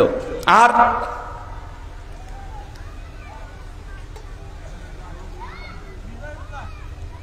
উল্লাস তো করবেই ভাই, উল্লাসটা কারণ নয়, মূলত চারটে এখানে প্রবলেম ঘটে গেছিল। এক, আল্লাহ নবীর আদেশকে লঙ্ঘন করা। দুই, আমিরের নেতৃত্বকে অস্বীকার করে দেওয়া, আমিরের আনুগত্য থেকে বেরিয়ে আসা। তিন, ইখতিলাফ ঘটেছে সাহাবীদের মধ্যে, তা নিজেদের যুক্তি দিয়ে বলছে নিচে সব জিতে গেছে, নবীর আদেশ আছে খবরদার, জিতে গেল কেউ আসবে না, নিজেদের যুক্তি কিয়াসকে এখানে প্রাধান্য দিয়ে নিচে নেমে পড়েছে। কথা বুঝতে পারলেন না ভাইজান? নবীর কাছ থেকে সমাধান নেয় নাই, নবীর আদেশকে গ্রহণ করে নাই। এই চারটে মূলত কারণেই ওহুদের প্রান্তে এ ভয়ঙ্কর মুসলিমদের পরিণতি হয়েছে। আল্লাহ তার জন্যই কোরআন মাজিদের সূরা নূরের 63 নম্বর আয়াত আমি প্রথমে আপনাকে বলে দিয়েছি। আল্লাহ বলছেন আল্লাযীনা ইউখালিফুনা আন আমরিহি আন তুসিবাহুম ফিতনা আন ইউসিবাহুম আযাবুন আলীম। যারা নবীর আদেশকে লঙ্ঘন করবে তাদেরকে এই দুনিয়াতে আমি ভয়ঙ্কর ফিতনা দিয়ে জর্জরিত করে দেব, আর মৃত্যুর পর তাদের জন্য রয়েছে আছে ভয়ঙ্কর শাস্তি। এখানে আল্লাহ সাহাবীদেরকেও ছাড় দেয়নি। আমি বলছি না এটা সাহাবীদের জন্য আযাব বা গজব, বলে এখানে মুসলমানদেরকে শিক্ষা নিতে হবে। নিজের বিরুদ্ধে চলে যাক, আপাতত দৃষ্টিতে মনে ঠিক আছে, কিন্তু আসলে সেটা ঠিক নেই। যদি কোরআন বা হাদিসের বিরুদ্ধে চলে যায়, যত কিছু হোক না কেন তারপর ঠিক নেই, এটা আপনাকে বুঝতে হবে। অনেক সময়তে ঘটনা আমরা উল্টো ভাবে দেখি। অনেকে বলছে যে এখন বর্তমান প্রেক্ষাপটে জিহাদ কেন ফরজ করা হলো না যুবকদের, এই প্রশ্ন আছে না নাই? কথা বলেন আছে। আপনি বুঝতে পারছেন না প্রেক্ষাপট কি। আল্লাহ সুবহানাহু ওয়া তাআলা তুমি আমাদেরকে বোঝার তৌফিক দান করে, সকলে বলি আমিন। সম্মানিত সুধী, আমি আপনাকে আজকে শুধু ঘটনা ইসলামের ইতিহাস থেকে বলবো, ইতিহাস থেকে শিক্ষা নিতে হবে। যে জাতি তার ইতিহাস ভুলে যায়, সে জাতি কোশ্চিন কালেও কখনোই সফলতার দ্বার প্রান্তে উপস্থিত হতে পারে না। আজকে আপনারা বিজয় উল্লাস করছেন, সাবধান সতর্ক থাকবেন, কখন এই বিজয় আবার ছিনিয়ে অন্য জাতির হাতে না চলে যায়। অনেক গভীর ষড়যন্ত্র চলছে। সমাজদারকে ইশারায় কাফি। আমি মেহমান হিসেবে এসেছি, সব কথা আপনাদেরকে খুলে পরিষ্কারভাবে বলতে পারবো না, প্রতিবন্ধকতা আছে, আমার মধ্যে বাধা আছে। আমি সব কথা উন্মুক্তভাবে আপনাকে বলতে পারবো না, কিন্তু যে জিনিস বোঝাতে চাচ্ছি এখনো বিজয়ের কিছু হয়নি, আবার ছিনিয়ে নিতে পারে। ওহুদের মতো এই বিজয় তাদের হাতে চলে যেতে পারে। আল্লাহ এই বিজয় চিরস্থায়ী তুমি করে দাও, সকলে পড়ি আমিন। সম্মানিত শুধু আর একটা আপনাকে ঘটনা বলবো, শুধু ঘটনা শুনেন। আজকে অনেক তো জাল যে ঘটনা শুনেছেন না ভাইজান? অনেক শুনেছেন। কিছু সহিহ বুখারী মুসলিমের হাদিস থেকে ঘটনা শুনেন। অন্তর লোভ লালসা রাখা যাবে? দুনিয়ার মোহে আচ্ছন্ন হওয়া যাবে? আচ্ছন্ন হওয়া যাবে না। আল্লাহ পরিষ্কারভাবে সুনান তিরমিজি 4299 নম্বর হাদিসে বলে দিয়েছেন, মুসলিম জাতির উপরে ধ্বংসের একটা কারণ হুব্বু দুনিয়া, তা দুনিয়ার মোহে আচ্ছন্ন হয়ে যাবে। মুসলমান আচ্ছন্ন হয়ে যায় নাই? সবাই আজকে আচ্ছন্ন। সবাই আজকে আমি একটা প্রতিষ্ঠান করেছি, এই প্রতিষ্ঠানকে দেখাতে হবে আমার 100 বিঘা জমির উপরে আমার প্রতিষ্ঠান, হাজার হাজার মাদ্রাসা, সবাই গর্ব অহংকার। চলছে কি চলছে না? কথা বলে সব জায়গায় আপনার মাদ্রাসা চেয়ে আপনি প্রচার করছেন। আমি বক্তা, আমি চেষ্টা করছি সুন্দর করে আলোচনা করে জনসাধারণকে ধরে রাখতে, আছে না নাই? সব জায়গাতে দিন দুনিয়া সব জায়গায় আপনি শুধু দেখাতে চান এই দুনিয়ার লালসা, লোভ লালসার মধ্যে আপনি প্রবেশ করে ফেলেছেন। আপনি বিয়ে করবেন, তারপর আপনি চান যে আপনার বউটাকে মোটরসাইকেলের পেছনে নিয়ে ঘুরে ঘুরে দেখাবেন, সবাই যেন আপনার বউটাকে দেখে। এই লৌকিকতা আছে না নাই? কথা বলেন। বিয়ে করতে যাবেন, আরে আমার মেয়ের বিয়ে 10,000 মানুষকে খাওয়াবো, এমন টেন্ডেন্সি আছে না নাই? মানে যা কাজ করছি মানুষকে দেখাতে হবে। একটা বাড়ি তৈরি করব না, এটা আলাদা ডিজাইন দিতে হবে, কারণ ওই ডিজাইনটা ওই বাড়িতে আছে, এটা করলে হবে না, এমন ভাবে করব যে মানুষ দেখতে পায়, আছে না নাই? কথা বলেন। সব জায়গাতে বক্তা থেকে শুরু করে আলেম থেকে শুরু করে দুনিয়াবি সব মানুষ আজকে হুব্বুদ দুনিয়া, দুনিয়ার প্রেমে তারা আচ্ছন্ন হয়ে গেছে। আল্লাহ বলেছে মুসলিম জাতির ওপরে বিপর্যয় নামার দুটো কারণ, এক হুব্বুদ দুনিয়া, দুনিয়ার ময় আচ্ছন্ন, ও কারিয়াতুল মাউত, আর মৃত্যুকে বেশি বেশি ভয় করা। আপনি মরতে ভয় পান না? হ্যাঁ, আপনি মরতে ভয় পান। এই জন্য তো চাচার বয়স 70 হয়ে গেছে, যদি কোনো অসুস্থ হয় বেটা দেখে বলছে যে আমার জমি বিক্রি কর, জমি বিক্রি করে ভেলুরে নিয়ে চল, কলকাতায় নিয়ে চল, ব্যাঙ্গালোরে নিয়ে চল। ভাই বলে কি বলেন, কথা বলেন। কিন্তু মৃত্যু সেজে সাহিত্য তাকে বলেন যে চাচা, আল্লাহ নবী বলেছেন রোগ থেকে মুক্তি পাওয়ার সবচেয়ে বড় মেডিসিন দানা সাদাকা। ওই 70 বিঘা জমি বিক্রি করতে হবে না, 10 বিঘা মাদ্রাসার নামে দিয়ে আল্লাহর কাছে দোয়া করো, ইনশাআল্লাহ আল্লাহ শিফা দান করবে।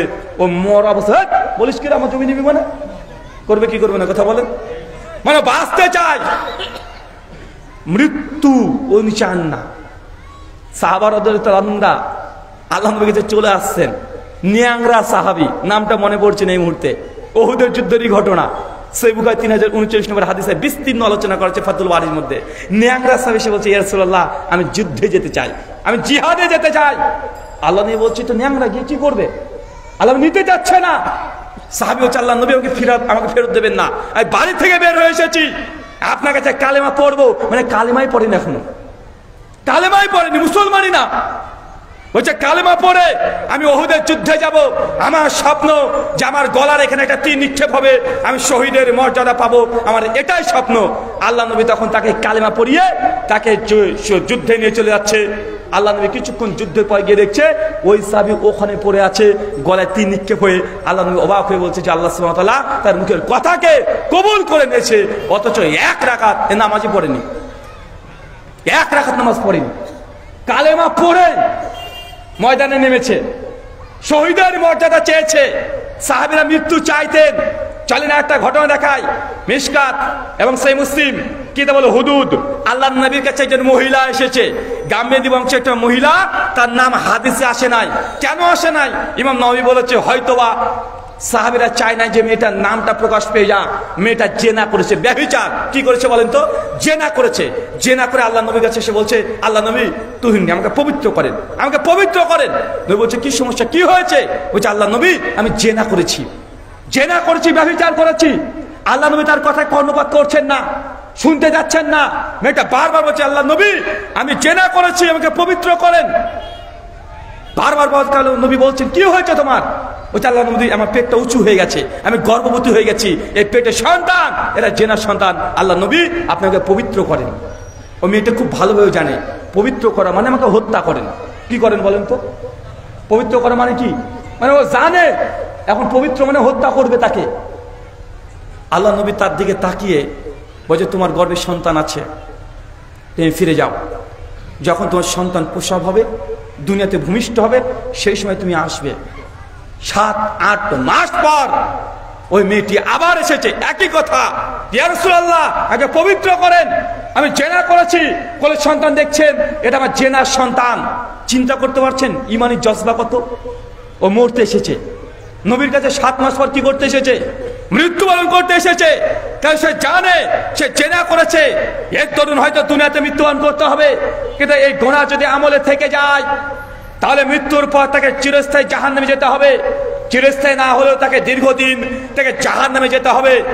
ও জানছে যে জাহান্নামে তাকে দাও দাও করে জ্বালাতে হবে, সে জাহান্নামের ভয় করে মনে করছে যে না দুনিয়াতে মৃত্যুবরণ করাই আমার ভালো, 10 বছর 20 বছর পর এমনি তো মৃত্যু হতেই হবে, তার চেয়ে এই চেনার ফলে দুনিয়াতে মৃত্যু আমার ভালো।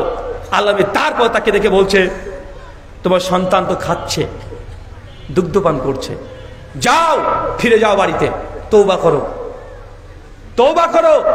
আল্লাহ চাচ্ছেন না তাকে হত্যা করার আদেশ দিতে, নবীর মন চায় না। যাও, তোমার সন্তান যখন খেতে শিখবে তখন তুমি সন্তানকে নিয়ে আসবে। মেয়েটা চলে গেছে, 3 বছর পর তার বাচ্চার হাতে একটা রুটির টুকরা দিয়ে দিয়েছে। মেয়েটা কোলে নিয়ে নিজ সন্তান নিয়ে চলে এসেছে, একই কথা, নবী আমাকে পবিত্র করেন। কত জজবা দেখেছিনি মানে? মেয়েটা চাইলে চলে যেতে পারতো না, আর আসবে না, কিন্তু সে ভালোভাবে জানে আমি এসেছি মানে ওকে হত্যা করা হবে। নবী বলছে তুমি ফিরে যাও। বলছে না আল্লাহ নবী আমাকে পবিত্র করেন, মাইজবিন মালিকের মতো আপনি আমাকে ফিরিয়ে দিবেন। মানে মৃত্যুর জন্য ছটপট করছে, কখন তাকে মৃত্যু দেবে, কখন তাকে হত্যা করা হবে, এই আকাঙ্ক্ষা নিয়ে 3 বছর ধরে নবীর বাড়িতে ধর্ণা দিয়েছে। কারণ জাহান্নামের আগুন অনেক ভয়ঙ্কর, দুনিয়াতে বেঁচে থাকার চাইতে মরে যাওয়া ভালো, যে গুনাহ করেছে। আল্লাহ নবীর সঙ্গে সঙ্গে দেখছে যে না, সম্ভব নয়, পাপ প্রকাশ পেয়ে গেছে। খালিদ বিন ওয়ালিদ শেষে মুসলমান হয়ে গেছে অলরেডি। খালিদ বিন ওয়ালিদ বলছে, খালিদ বিন ওয়ালিদ, এই মেয়েটিকে তুমি মদিনায় নিয়ে চলে যাও, তাকে গর্ত করো, গলা পর্যন্ত পুঁতে দাও, তারপর সবাই ইট ঢেল পাথর দিয়ে মারতে মারতে তাকে মেরে ফেলো। এটা হচ্ছে ইসলামের বিধান। খালিদ বিন ওয়ালিদ সঙ্গে সঙ্গে মেয়েটাকে নিয়ে চলে যাচ্ছে, তার ছেলেটাকে অন্য এক মেয়ের হাতে তুলে দিল, সঙ্গে টেনে নিয়ে গিয়ে তাকে গর্ত করে অর্ধেক গলা পর্যন্ত পুঁতে দিয়ে দূর থেকে সেই ইট ঢেল পাথর মারছে। খালিদ বিন ওয়ালিদ বলছে, আমি চিৎকার দিয়ে সেই মেয়েটিকে বারবার ভৎসনা করছিলাম, এই জেনাকারী দেয়া, জেনা করবি, জেনা করা মজা পেয়েছিস, আমি বিভিন্ন রকমের বাজে শব্দ ব্যবহার করছিলাম। আল্লাহ নবী ছুটে এসে আমাকে বলছে, খালেদ খবরদার, এই মেয়েটিকে তুমি এরকম নোংরা কথা বলবে না। এই মেয়েটি এমন তওবা করেছে, মদিনার সমস্ত ব্যক্তির তওবাকে যদি এক পাল্লায় রাখা হয়, আর এক করার জন্য এসেছে, মরার জন্য এসেছে। আল্লাহ নবী বলছেন, মুসলিম উম্মাহ দুটো কারণে ধ্বংস হয়ে যাবে, বিপর্যয় আল্লাহ দেবে, আযাব গজব আপনার উপরে আরোপিত হবে। এক, দুনিয়ার প্রতি ভালোবাসা, আর দুই, মৃত্যুকে ভয় করা। সাহাবীরা মৃত্যুকে ভয় করতেন না, আর দুনিয়ার মোহে আচ্ছন্ন হতো না। এই জন্য তারা 25টা যুদ্ধে, সব যুদ্ধে জিতে গেছে। 10 বছরে মক্কা মদিনা গোটা বিশ্বকে জয় করে ফেলেছে। আমাদের মধ্যে আছে দুটো, কথা বলেন, আছে না? 3 নম্বর একটা কি বললাম বলেন তো? মতভেদ হলে সমাধান কোথায় যেতে হবে? কোথায় সমাধান? কোরআন আর হাদিসে। কোথায় বলেন তো? কোরআন আর হাদিস। কোরআন হাদিসের বাইরে যদি সমাধান নিতে চান, মতভেদ বাড়বে, মতভেদ কমবে না। এক এক মানুষের এক এক রকমের রায় হবে, এক এক মানুষ এক এক রকমের কথা বলবে। চলেন আবার আমি আপনাকে 1400 বছর আগে নিয়ে চলে যাই। এই দিন হচ্ছে আল্লাহ নবী মৃত্যুবরণ করছে। কোন দিন বলেন তো? আল্লাহ নবী যেদিন মৃত্যুবরণ করছে 12ই রবিউল আউয়াল, নবী জন্মগ্রহণ করেছে, সহিহ সনদে প্রমাণিত নয়। 2, 12ই রবিউল আউয়াল নবী মৃত্যুবরণ করেছে, মৃত্যুর ডেট 12 তারিখ, এটাও সহিহ সনদে প্রমাণিত নয়। জন্ম মৃত্যুর তারিখ নিয়ে কমপক্ষে 12খানা মতভেদ আছে। তবে আল্লাহ নবী সোমবার জন্মগ্রহণ করেছেন, সোমবার মৃত্যুবরণ করেছে, এটা সেই মুসলিমের হাদিস।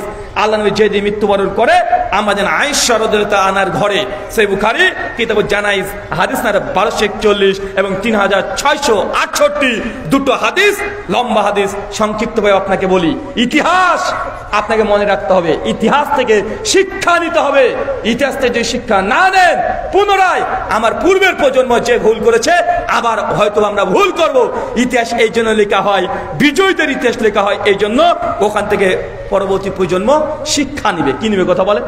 শিক্ষা নেবেন। এই যে হুদাইবিয়ার যে ঘটনা বললাম, সরি ওহুদের, বর্তমান প্রেক্ষাপট আপনারা ওই জায়গাতে দাঁড়িয়ে আছেন। কোন জায়গায় বলেন তো? বিজয়। এখনো ক্ষমতা চলে যাওয়ার আতঙ্ক আছে না? নাই? আছে না? এখনো চান্স আছে। কি ঘটছে চারিদিকে, আশেপাশে তাকিয়ে দেখতে পাচ্ছেন না? কি ঘটছে চতুর্দিকে গোটা বাংলাদেশ, ঢাকা থেকে চিটাগাং পর্যন্ত কি হচ্ছে? মাঝে মধ্যে 100-200 মানে গাড়ি ঢুকে পড়ছে, অতর্কিত হামলা চলছে। কখন কে আন্দোলন করছে? দীর্ঘ কেবল 108 দিন হয়েছে। কতদিন হয়েছে? 108টা দিন। কত ঘটনা ঘটে গেল। এখন সাবধান, সতর্ক থাকতে হবে। আল্লাহ নবী মৃত্যুবরণ করেছে, মক্কা মদিনা চতুর্দিকে খবর পৌঁছে গেছে যে নবী মারা গেছে, নবী চলে গেছে দুনিয়া থেকে। সাহাবীরা মেনে নিতে পারছে না, সবাই ছুটে ছুটে চলে আসছে আমাদের আয়েশার ঘরে, কারণ আল্লাহ নবী ওই ঘরে মৃত্যুবরণ করেছে। চতুর্দিক থেকে সাহাবীরা হাউমাউ করে কাঁদতে শুরু করে দিয়েছে, নবী দুনিয়াতে আর নাই, এটা মেনে নেওয়া সম্ভব নয়। আপনার বাবা যদি মারা যায়, সেই দিনটা কত কষ্টের আপনি একবার অনুধাবন করেন তো। আপনার নিকটীয় আত্ম মারা গিয়েছে, কত কঠিন মেনে নেওয়া, দুঃখ কষ্ট কত হতে পারে আপনি চিন্তা করেন। আর ইনি তো নবী, যাকে বাঁচানোর জন্য সাহাবীরা 39-40 খানা তীর নিজের বুকে ধরে নিয়েছে। এরকম ব্যক্তি মারা গেছে, সাহাবীদের মনটা কি বলছিল সেই দিন? তারা বুঝতে পারছে যে আল্লাহ নবী দুনিয়া থেকে চলে গেছে, ফেরেশতা জিবরিল আর কখনো ওহী নিয়ে আসবে না, নবীর সঙ্গে উঠা বসা করতে পারবো না।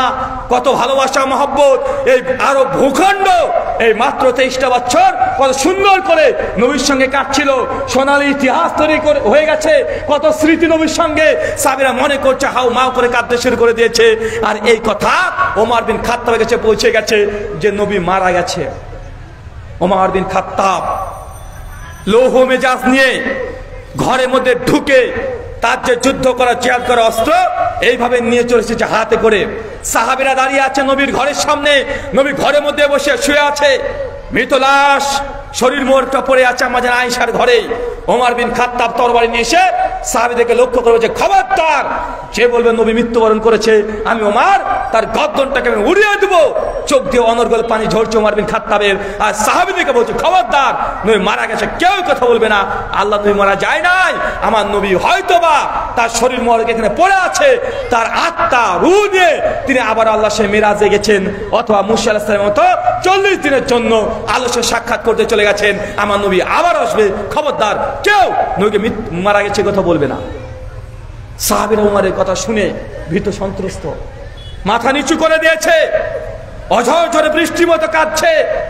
মেয়েরা নারীরা পুরুষরা দলে দলে আসছে, নবী নাই, যার জন্য 23টা বছর তারা যুদ্ধ বিগ্রহ সমস্ত কিছু করলো। এই নবী আর দুনিয়াতে নেই, মেনে নেওয়া সম্ভব নয়। চিন্তা করতে পারছেন? আমাদের ভালোবাসা আলহামদুলিল্লাহ, তারা তো নবীকে স্বচক্ষে দেখেছে, নিজের চোখে নবীকে দেখেছে, তারা কণ্ঠস্বর শুনেছে নবীর, সরাসরি মুসাফা করেছে। আমরা 1400 বছর পর যাকে একদিন আমরা চোখে দেখিনি,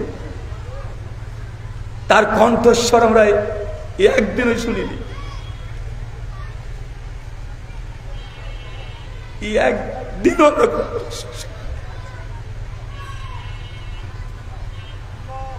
যার বাড়ির থেকে আমাদের বাড়ির থেকে,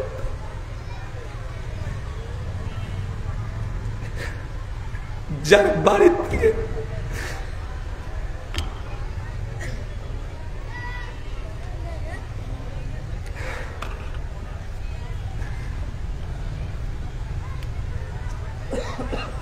চার 4000 কিলোমিটার,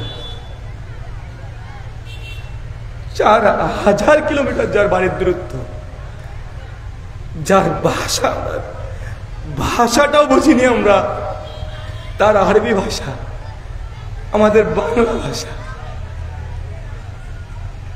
যার ভাষা শেখার জন্য মানুষ 20 বছর ধরে চেষ্টা করছে,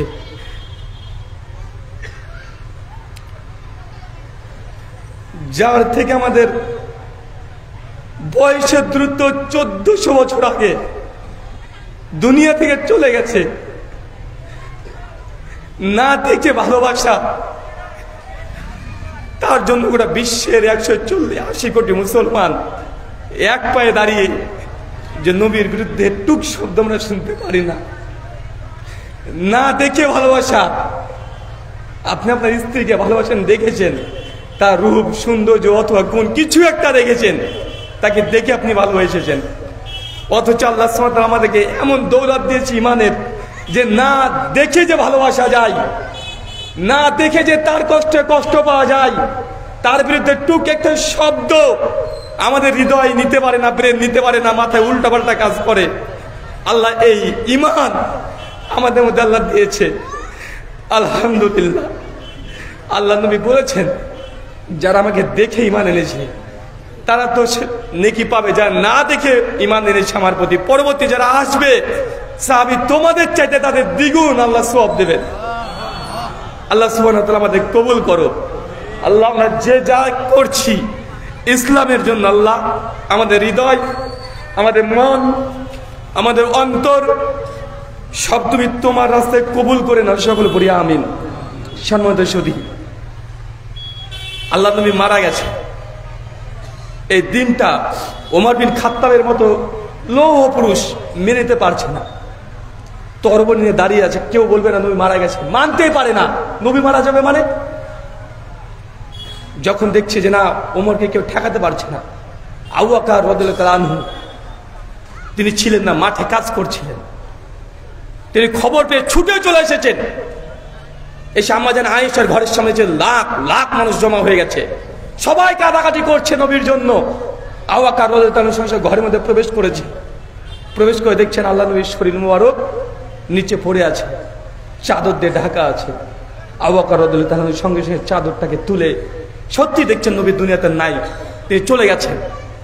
নবীর কপালে একটা চুম্বন করলেন, চুম্বন করে আবু বকর অঝোর ঝোর তিনিও কাঁদছেন ঘরের মধ্যে, আমাদের আয়েশার ঘরে। বাইরে এসে দেখছে যে না, মুসলিম উম্মাহ বিক্ষিপ্ত হয়ে গেছে। এই সময় মুসলমান যদি ভেঙে পড়ে তাহলে মুসলিম জাতির উপরে কাফেররা আবারও আক্রমণ করবে। এই মুসলিম জাতি এত ভেঙে পড়লে হবে না। আবু বকর সঙ্গে সঙ্গে এসে চোখ মুখ মুছে একদম শক্ত মেজাজে, নিজের জামাই মারা গেছে, নবী মারা গেছে, নিজের বন্ধু, তারপরে শক্ত মেজাজে তিনি চলে এসেছেন। কঠিন হৃদয় নিয়ে তিনি বাইরে এসে বলছে, ওমর ইজলিস, ওমর তুমি বসো, তুই মানুষকে ভয় দেখাচ্ছ মানে? নবী মারা গেছে, ইজলিস তুমি বসো। ওমর বসছে না, আবার বলছে ওমর ইজলিস, ওমর বসো, ওমর বসছে না। আবু বকর বুঝতে পারছে ওমরকে বসানো সম্ভব নয়। আবু বকর সঙ্গে সঙ্গে ওখানে দাঁড়িয়ে তিনি খুতবা দিতে শুরু করে দিলেন।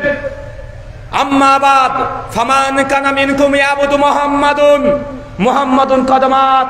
হে বিশ্বের মানুষ, তোমরা জেনে রাখো, দীর্ঘ 23টা বছর আমরা নবীর সঙ্গে ছিলাম। যারা তোমরা মনে করছেন নবীজি সাল্লাল্লাহু আলাইহি ওয়াসাল্লাম আজকে ফামান কানা মিনকুম ইয়াবুদু মুহাম্মাদুন কদমাত, যারা নবীর ইবাদত করতে, জেনে রাখো আজকে আল্লাহর নবী এই দুনিয়া থেকে চলে গেছে, মৃত্যুবরণ করেছে। আর আমরা যে আল্লাহর ইবাদত করি সে আল্লাহ ওয়াল হাইয়ুল কাইয়ুম, তিনি চিরঞ্জীব, চিরস্থায়ী। যখনই এই কথা বলেছে আব্দুল্লাহ আব্বাস রাদিয়াল্লাহু আনহু বলছেন, সঙ্গে সঙ্গে দেখছে ওমর উঁচু হয়ে তাকিয়ে দেখছে আবু বকর রাদিয়াল্লাহু আনহু সঙ্গে সঙ্গে কোরআন মাজিদের সূরা আলে ইমরান 144 নম্বর আয়াত তিনি পাঠ করতে শুরু করেছে।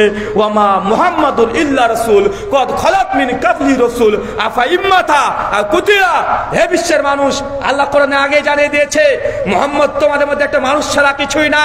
তার পূর্বে অজস্র নবী রাসূল এসেছে, তারা মৃত্যুবরণ করেছে, তাকে হত্যাও করা হয়েছে। আজ যদি নবী মুহাম্মদ সাল্লাল্লাহু আলাইহি ওয়াসাল্লাম মৃত্যুবরণ করে তোর কি উল্টো দিকে চলে যাবে? যখন এই আয়াত পাঠ করেছে ইবনে আব্বাস রাদিয়াল্লাহু আনহু বলছেন, আমি ওমরকে দেখলাম তার হাতে যে তরবারিটা ছিল সঙ্গে সঙ্গে হাত থেকে পড়ে গেছে, ঝনমন করে আওয়াজ হচ্ছে। আমরা বুঝতে পারছি আর যত সাহাবী ছিল সবাই কোরআনের মাজিদের আয়াত গুনগুন করে পাঠ করতে শুরু করে দিয়েছে। ওমর বিন খাত্তাব আবু বকরের দিকে ছুটে চলেছে, আবু বকর তুমি এমন এক আয়াত পাঠ করেছো যে আয়াতটা আমার মাথা থেকে বিস্মিত হয়ে গেছে। আরে আল্লাহ তো জানিয়ে দিয়েছে নবী দুনিয়া থেকে চলে যাবে। আবু বকর নবী আর নেই, হাউ মাউ করে তারা কাঁদতে শুরু করে দিয়েছে। এটা হচ্ছে আল্লাহ নবী যেই দিন মৃত্যুবরণ করছে সেই দিনকার ঘটনা। এই ঘটনা থেকে কি বুঝলেন? ঘটনা থেকে কি শিক্ষা আছে? সুনান তিরমিজি হাদিস না 2676, আবু দাউদ হাদিস 4667, মিশকাত হাদিস নাম্বার 165, সুনান ইবনে মাজাহ হাদিস নাম্বার 14। আল্লাহ বলছেন আমি দুনিয়া থেকে বিদায় নেওয়ার পূর্বেই, মৃত্যুবরণ করার পরে ইখতিলাফুন কাসীরা, আমার উম্মত বড় বড় মতভেদ করবে। ফালাইকুম বিসুন্নতি, যখনই মতভেদ চলে আসবে আমার সুন্নাতকে আঁকড়িয়ে ধরবে। ও সুন্নাতে খোলাফায়ে রাশিদিন ও মাহাদিন, আর আমার খলিফাদের সুন্নাতকে আঁকড়ে ধরবে। যখন এই ঘটনা ঘটে গেল, নবী মারা গেছে কি গেছেন যায় নাই এটা নিয়ে উম্মতের মধ্যে মতভেদ হয়েছে না? হয়েছে। আচ্ছা বলেন তো সমাধান কোথায় হয়েছে? কোথায়? কোরআনুল কারীমে। আবু বকর নিজে বলেছে ওই ওমর বসো, ওমর শুনে নাই। যখনই কোরআনের আয়াত পাঠ করতে শুরু করে দিয়েছে ওমরের হাতে তরবারি পড়ে গেছে। কারণ কোরআন বলছে নবী মৃত্যুবরণ করবে, এটা চিরস্থায়ী কেউ দুনিয়াতে আসে নাই। চিরস্থায়ী তো আল্লাহ সুবহানাহু ওয়া তাআলা ওমর সঙ্গে সঙ্গে মেনে নিতে বাধ্য হয়েছে। তার জন্য আমরা আহলুল হাদিস আমাদের একটাই দাওয়াত, আমরা কোনো পীরের দিকে ডাকি না, কোনো হুজুরের দিকে ডাকি না। আমাদের একটাই দাবি, একটাই আন্দোলন যে 1400 বছর আগে যে ইসলাম অবিকৃত ছিল সেই ইসলামে ফিরে যেতে হবে। সকল বিধান বাতিল করো, ওহির বিধান কায়েম করো, এটা আমাদের আহলের স্লোগান। আমরা কোনো মানুষের দিকে দাওয়াত দিই না। দাওয়াত দিয়েছি আমরা বলি কোরআনের দিকে চলে যান, হাদিসে ফিরে যান। মতভেদ হবে, সাহাবীদের মধ্যে হয়েছে, সমাধান নিতে হবে জায়গা মতো। আপনি যদি বলেন যে আমি হুজুরের কাছ থেকে সমাধান নিব, আমি বলছি বুখারীর হাদিসে আছে, আর আপনি বলছেন আমার হুজুর শরীফে এই কথা বলেছে, তো ঐক্য হবে। আমি বলছি মুসলিম শরীফে এই কথা আছে, উনি বলছেন আমার মাওলানা শরীফে এই কথা বলেছে। হাদিস শরীফ ভার্সেস মাওলানা শরীফ হয়ে গেছে। ভাই এই উম্মত কখনো এক জায়গাতে আসা সম্ভব হবে? কথা বলে কখনো সম্ভব নয়। দেখেন একটা ঘটনা ঘটে গেল যে নবী মারা গেছে, সঙ্গে আবু বকর বলছে যে এখন নবী যেহেতু দুনিয়া থেকে চলে গেছে, দাফন কাফন করতে হবে, দাফন কাফনের ব্যবস্থা করো। সঙ্গে সঙ্গে দাফন কাফনের কথা যখনই বলেছে আবার সাহাবীরা মতভেদ। কোথায় দাফন করবেন? কোথায় হবে দাফন? মুহাজির সাহাবীরা বলছে আমরা নিয়ে যাব নবীকে আমাদের জায়গায়। আনসাররা বলছে না, নবীর শরীর মোবারক আমাদের এলাকায় নিয়ে যাব, আমরা সেখানে কবর দেব। যারা আহলে বাইত তারা বলছেন আমরা নিয়ে যাব। মক্কাবাসী বলছে আমাদেরকে দাও, মদিনাবাসী বলছে আমরা নিয়ে যাব। সাহাবীদের মধ্যে আবার মতভেদ, কবর কোথায় দেওয়া হবে এটা নিয়ে। সংসা আবু বকর রাদিয়াল্লাহু তাআলা আনহু মুসলিম উম্মার বিক্ষিপ্ত ব্যাপার দেখে ছুটে ঘর থেকে সে বলছে যে তোমরা কি নিয়ে মতভেদ করছো? তোমরা কি নবীর কাছ থেকে হাদিস শোনো নাই? নবী তো আগে বলে গেছে নবীরা যেখানে মৃত্যুবরণ করে ওখানে নবীদের কাফন দাফন হবে, কবর ওখানেই হবে যেখানে নবীরা মারা যায়। আবু হুরায়রা আনাস বিন মালিক বলছে জি হ্যাঁ, তার সাক্ষী দিচ্ছে হ্যাঁ নবী তো এই হাদিস বলে গেছে যে নবীদের কবর ওখানেই হয় যেখানে নবীরা মৃত্যুবরণ করে। সুনান আবু দাউদ স্পষ্ট সেই হাদিস মজুদ আছে। সঙ্গে সঙ্গে সিদ্ধান্ত হয়ে গেল যে না, নবী মৃত্যুবরণ করছে আমাদের আয়েশার ঘরের মধ্যে। সঙ্গে সঙ্গে ঘরকে ভেঙে ঘরের মধ্যে কবর খনন করতে শুরু করে দিল। আল্লাহ নবীকে দাফন করবে, পরিকল্পনা ফাইনাল হয়ে গেছে। আমাদের আয়েশার ঘরে আল্লাহ নবীকে দাফন করা হবে, সিদ্ধান্ত ফাইনাল। একটু পরে কিছু সাহাবীরা দলবদ্ধভাবে এসে বলছে খবরদার, রাসূলকে কেউ দাফন করবে না, এখন দাফন করা যাবে না। কারণ কি? সাহাবীরা কি কারণে দাফন করা যাবে না? যতক্ষণ না পর্যন্ত আমাদের খলিফা নির্বাচন না হচ্ছে ততক্ষণ আল্লাহ রাসূল শরীর মোবারক দুনিয়া থেকে আমরা এই বারজাকে জীবনে দেব না। মুসলমান একটা সেকেন্ডের জন্য নেতৃত্বহীন চলতে পারে না। কথা বুঝতে পারলেন না মনে হয়? মুসলমান একটা সেকেন্ডের জন্য নেতৃত্ববিহীন থাকতে পারে না। দীর্ঘ 700 বছর ধরে আমরা নেতৃত্বহীন অবস্থায় চলছি। 700 বছর একটা সেকেন্ড সাহাবীরা সহ্য করে নাই। খলিফা নির্বাচন করতে হবে। কে খলিফা হবে? বলছে প্রস্তাব করো, কাকে খলিফা চাও? মুহাজিরা বলছে অমুক জনকে করো। কে বলছে না যায়েদ বিন সাবিতকে আমাদের খলিফা চাই। কে বলছে না আবু বকরকে করো। কে বলছে ওমর, কে ওসমান, কে আলী। যার যাকে পছন্দ হয় সে নামকরণ করতে লেগেছে যে ওকে খলিফা করো, একে খলিফা করো। সঙ্গে আবু বকর রাদিয়াল্লাহু আনহু এসে আবারও একটা হাদিস শুনে দিয়ে বলছে যে তোমরা কি জানো না আল্লাহ নবী বলেছে খলিফা নিযুক্ত হবে কুরাইশ বংশ থেকে, কুরাইশদের মধ্যে থেকেই খলিফা নির্বাচন হবে। ওমর বিন খাত্তাব ছুটে এসে আবু বকরের হাতকে তুলে বলছে আমি আবু বকরকে খলিফা মেনে নিলাম, আমি আবু বকরকে খলিফা মেনে নিলাম।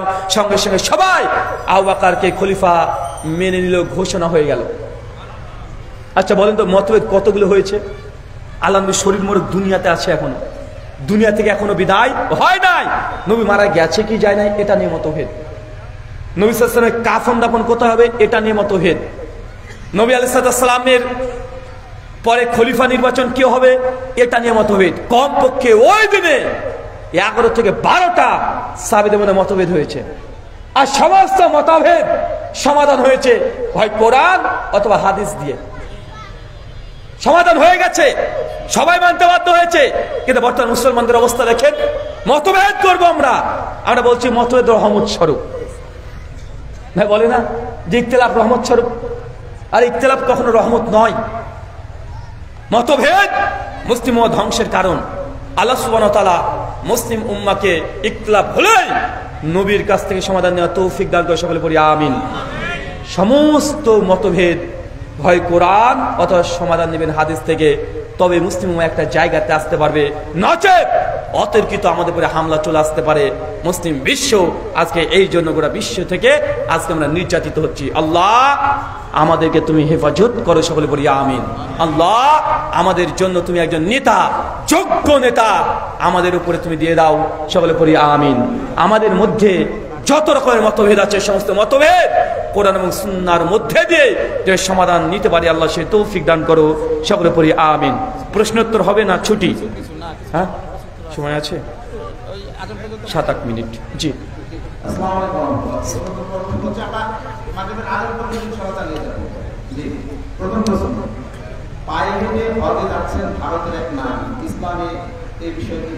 সহিহ বুখারী 1888 নম্বর হাদিস। মেয়েরা হজ যদি করতে যায় মাহরম বিনা মাহরমে এক রাত্রি একদিন তারা বের হতে পারবে না। মাহরম বিহীন আপনি যেতে পারবেন না। যত পুলিশ প্রোটেকশন দেয়, সরকার প্রোটেকশন দেয়, তারপরেও নারীর যদি মাহরম না থাকে যেতে পারবে না। 2 আচ্ছা, সম্মানিত সুধী, অনুষ্ঠান করতে মাদ্রাসা থেকে অনেক খরচ হয়েছে। এই মাদ্রাসার টাকা আপনারা দান করেছেন, তারা আয়োজন করেছে এত বড় একটা আয়োজন। এটা 3য় বার্ষিকী, সামনে 4র্থ বার্ষিকী ইসলামী আলোচনা সভা। আপনার চান না ভাইজান? চাইতো না? আরো বড় বড় আলেম ওলামা আসবে, আলোচনা করবে। ওই ডান দিকে দান বাক্স আছে, যা আসে দিনের খাতিরে আপনার তাই দিয়ে দিবেন। অন্ততপক্ষে একদিন আপনি যা রোজগার করেন 100 200, আজকে যে ইনকামটা হয়েছে সেই ইনকামটা সম্পূর্ণ ওয়াকাফ করে দেন আল্লাহর উদ্দেশ্যে। শুকরান। জি, কোন দিকে? হ্যাঁ, আচ্ছা, এখানে অনেকগুলো বই আছে। আমাদেরকে সালাতে হাত বাঁধার বিধান, ফিতরা, টাকা দিয়ে না খাদ্যদ্রব্য দিয়ে মহিলারা মসজিদে যেতে পারবে কি পারবে না, তাকলিদ, ভ্রান্তি নিরসন, আরো অনেকগুলো বই আছে। এই বইগুলো নিতে পারবেন। জি,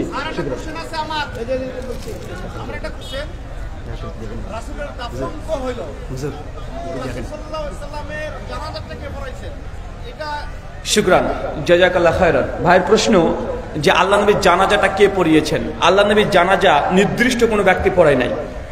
সুনানুল কুবরা লিন নাসাই কিতাবুজ জানাইজ অধ্যায়ে পাওয়া যায় যে আল্লাহ নবীর জানাজা বেশ কয়েকবার হয়েছে।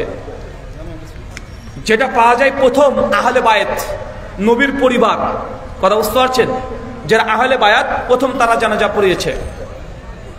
তারপরে বদরি সাহাবী, এইভাবে আস্তে আস্তে আশারে মুবাশশারা, এইভাবে আস্তে আস্তে আস্তে জানাজা সালাত আদায় করেছে। আমাদের মতো বড় জামাতে এক জানাজা পড়ে দিয়েছে এমন প্রমাণিত নয়। বিস্তারিত জানার জন্য শেখ আল্লামা নাসিরউদ্দিন আলবানী রাহিমাহুল্লাহ আহকামুজ জানাইজ দেখতে পারেন, বিস্তীর্ণ আলোচনা করা আছে।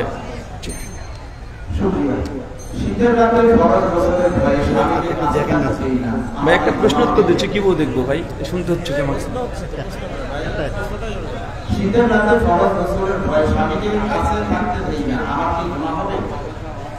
কি কষ্ট রে ভাই, দুজনেরই কষ্ট, স্বামীরও কষ্ট, স্ত্রীরও কষ্ট। শীতের ভয়ে, গোসলের ভয়ে স্বামী আসতে চাইলেও স্ত্রী আসতে দেয় না। এখন স্বামীও কষ্ট পাচ্ছে, স্ত্রীও ভাবছে যে গোসল করতে হবে, এটাও কষ্টের। আসলে তা নয়। যদি স্বামী যদি চাই, আপনি তার কাছে যাবেন, এটাই শরীয়ত। নচেত ফেরেশতারা সারা রাত্রিব্যাপী আপনাকে লানত করবেন। আচ্ছা, অনেকে ভাবেন এখানে যে এরকম ছোট্ট একটা বিষয় নিয়ে সারা রাত ফেরেশতারা লানত করবে, এটা কেন?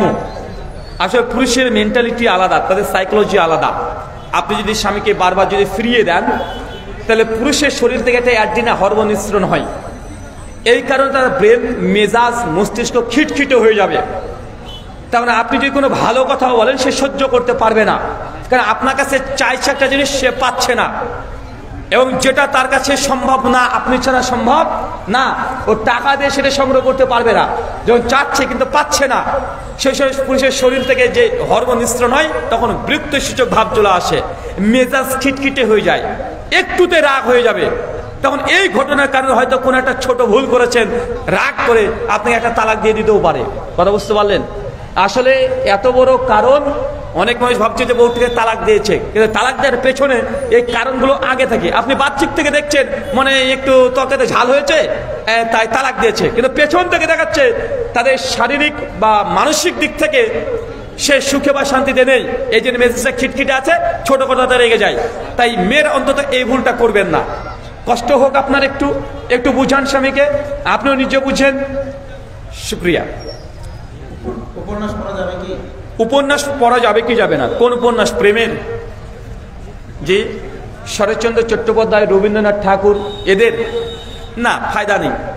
যদি পড়তে চান ইসলামী হিস্ট্রিগুলো পড়েন। তারিখে বাগদাদ ৭০ খণ্ডে আছে, পড়েন সারা জীবন ধরে। কথা বুঝতে পারলেন না ভাইজান? সিয়ারু আনামিন নুবালা, ইমাম যাহাবি রাহমাতুল্লাহর কিতাব, সাহাবী, তাবেঈ, মুহাদ্দিস, ফুকাহা, তাদের সবার জীবন নিয়ে রচনা করা হয়েছে। ৩৮টা খণ্ড আছে, ওটা বের করে পড়েন। সাহাবীদের জীবনী। আল বিদায়া ওয়ান নিহায়া 11 খণ্ডে ছাপানো হয়েছে, সেটা পড়েন। তারিখে দামেস্ক পড়েন। অনেকগুলো ইতিহাস, হিস্ট্রি, সিরাত আছে, সেইগুলো পড়েন।